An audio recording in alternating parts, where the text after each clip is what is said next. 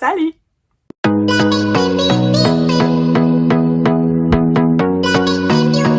Aujourd'hui, je vous retrouve pour une nouvelle story time et cette fois-ci, on va parler de voyage. Ceux qui me connaissent le savent, j'adore voyager et l'année dernière, en 2019, je faisais environ un voyage par mois. Malheureusement, comme vous le savez, avec le Covid, c'était pas possible cette année, mais je me suis souvenu qu'il y avait eu pas mal de petites péripéties l'année dernière et j'avais très envie de vous parler. En janvier 2019, à peine la nouvelle année a commencé que des amis avec qui je traînais à l'époque organisent un voyage d'un week-end sur Oxford. À l'époque, en fait, j'ai qu'un seul travail, je suis part-time nanny, je gagne environ 800 pounds par mois, donc j'ai vraiment un tout petit budget. Mais malgré ça, en fait, je me débrouille à économiser pour y aller. Et je crois que c'était genre le 4 ou le 5 qu'on part pour le week-end à Oxford. Je viens juste de rentrer sur Londres puisque juste avant j'ai été en France pour les vacances de Noël. Et en fait je sais plus ce qui s'est passé mais j'arrivais plus à dormir. J'ai fait des grosses insomnies pendant plusieurs soirs. Donc j'étais épuisée et malheureusement en fait quand je ne dors pas et que je suis extrêmement fatiguée, mon corps perd son système immunitaire tout simplement et je finis par tomber malade. C'est pourquoi je sors énormément, mais quand je dis que je peux pas, c'est vraiment que je peux pas parce que je le sens que je vais tomber malade. Et quand on est parti à Oxford, en fait, j'étais pas dans un état extraordinaire, j'étais un peu malade.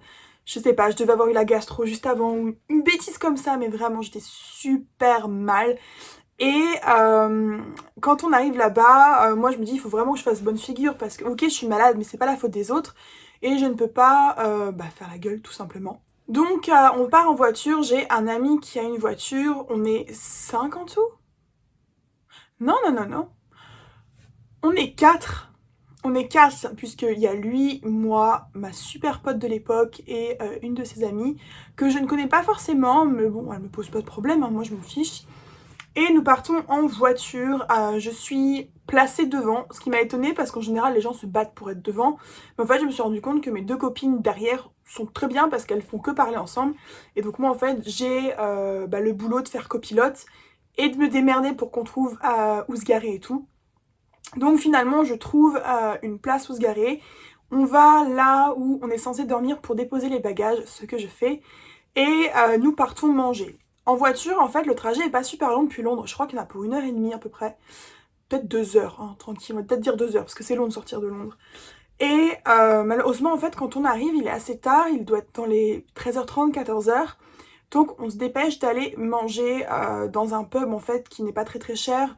Sauf que le problème, c'est que je me rends compte que déjà, on est en janvier, donc la nuit va tomber extrêmement vite.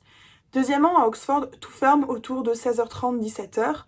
Troisièmement, on est en train de manger et les gens avec qui je suis prennent leur temps. Mais genre quand je dis leur temps, c'est leur temps. Si bien que on finit de manger, de payer et de sortir, il est quasiment je crois 16h30. Et moi dans ma tête je me dis bon, j'ai pas de sous, je paye un week-end pour quand même visiter un peu Oxford. Et au final en fait on va avoir passé notre samedi sur la route et dans le pub à manger. Mais en soi, je me dis c'est pas grave, c'est le week-end, on est là pour s'amuser, je suis avec mes copains, copines. Et comme en fait je suis la seule à avoir vu et visité Oxford à plusieurs reprises, puisque en étant au père j'y allais souvent, on me dit bah écoute montre-nous les bâtiments les plus connus, les lieux où il faut y aller et tout. Donc je me dis ok cool, je vais faire la guide touristique. On ne m'écoute pas. Je vais montrer des bâtiments comme le Radcliffe, je sais plus comment il s'appelle exactement, il y a un gros bâtiment rond à Oxford qui est très connu, très beau. Et je me dis, c'est quand même important de leur montrer, en plus des universités. On passe devant, à plusieurs reprises, je manque de les perdre parce qu'en fait, les deux là, elles marchent. Elles marchent, elles marchent, elles marchent. Elles blablatent, mais elles ne s'arrêtent pas, elles ne regardent rien. Et à un moment donné, la fille avec qui j'étais le plus amie me fait bon, alors, tu te montres des trucs?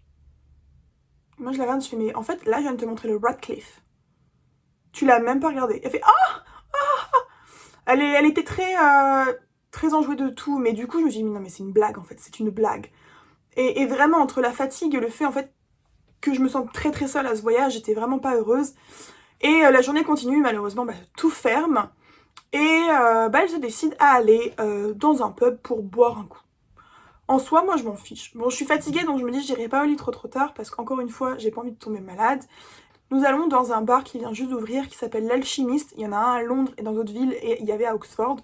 Et on y reste, sauf qu'en fait, ce que j'ai pas compris, c'est que mes copines, ont envie de se bourrer la gueule.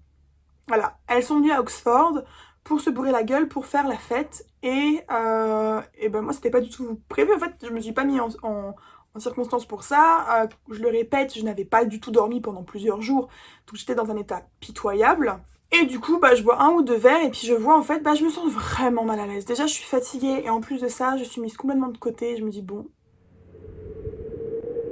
qu'est-ce que je vais faire? Ce qui fait que vers minuit, 1h, en fait, je décide de rentrer à l'auberge. Je me dis, bah tant pis, je vais me débrouiller pour retrouver l'auberge tout seul et pour y rentrer. Et avant de partir, j'avais demandé à quelle heure vous voulez qu'on se réveille demain, de façon à ce que je puisse mettre le réveil et bah, ne pas dormir comme une idiote, quoi. Et elle m'avait dit, bah 8h30, je crois, un truc comme ça, 8h30. Donc je rentre à l'hôtel, je suis épuisée, je m'endors. Et genre 2-3 heures plus tard, en fait, c'était une chambre de 12 ou 15, hein, pour vous dire. Bah elle rentre, mais en faisant un boucan pas possible. Je me suis dit, bon.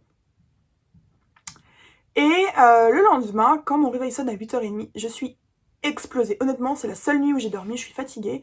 Et je les réveille et tout, je fais eh oh, faut se réveiller. Et ma pote se réveille, me regarde, elle fait il est quelle heure? Je fais il est 8h30, elle fait oh non, non, non, non, non, il est trop tôt, hein. Je veux dire bah oui, il est trop tôt, mais enfin c'est toi qui m'as demandé de te lever à 8h30, donc en fait, moi tu me fais me réveiller à 8h30, mais toi c'est trop tôt pour toi, quoi. Donc déjà, ça, c'est une chose qui m'a vraiment énervée. Petite 1, elles en avaient rien à foutre d'où on était.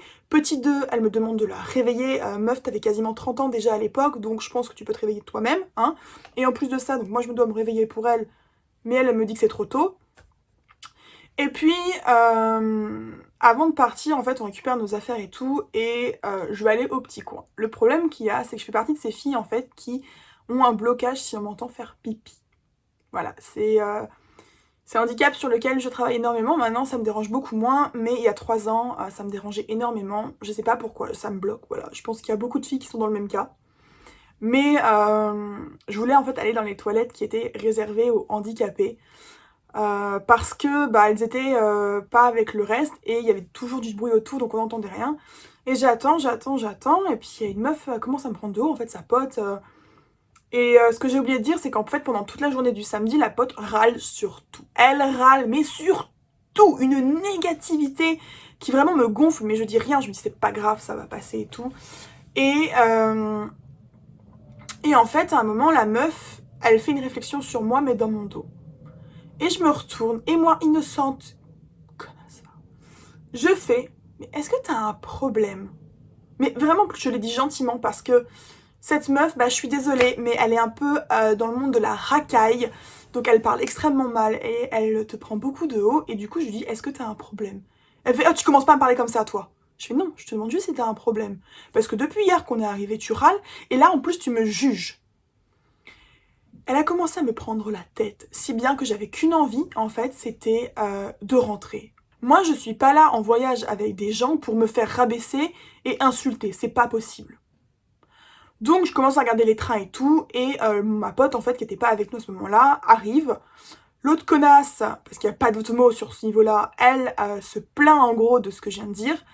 Et la meuf se tourne vers moi et fait ah mais faut arrêter là, on n'est plus des gamins, on est des adultes, hein. Attends, que je récapitule. Je me fais insulter. Je lui dis qu'il faut qu'elle arrête parce que ça commence à bien faire, hein, on ne faut pas se foutre de ma gueule trop longtemps. Et en plus c'est moi la gamine. Autant vous le dire direct, hein, ces gens, je les ai plus revus. J'en ai vu une et je me suis rendu compte qu'en fait c'était une grosse faux cul avec moi. Elle s'était servie de moi à un moment donné et puis bon là elle avait plus besoin de moi. Si bien je me suis rendu compte il y a pas longtemps qu'elle m'a supprimé d'Instagram, de Facebook, de tout. Mais par contre l'autre fois elle cherchait quelqu'un pour travailler dans son entreprise et elle m'a contactée. Ouais, je sais qu'elle se reconnaîtra si elle voit la vidéo, donc what the fuck, j'ai envie de dire, gros foutage de gueule. Mais du coup l'autre nana, en fait j'ai appris que en gros, moi, comme j'étais un peu dans le make-up, que je faisais comme attention à comment je m'habillais et que, désolée, mais je peux pas faire pipi en public, j'étais une princesse. Ah bah oui, désolée, je vais pas baisser mon pantalon devant tout le monde en fait, non. Donc oui, si à ce moment-là, c'est ce que tu penses, oui, je suis une princesse. Ça, c'était la petite anecdote one de mon voyage à Oxford, que je vais probablement arrêter ici, parce que je vois que la vidéo commence à durer un peu. Et je me dis que je vais vous retrouver la semaine prochaine pour une vidéo numéro 2 sur mes anecdotes de voyage. Alors je vous dis à la semaine prochaine.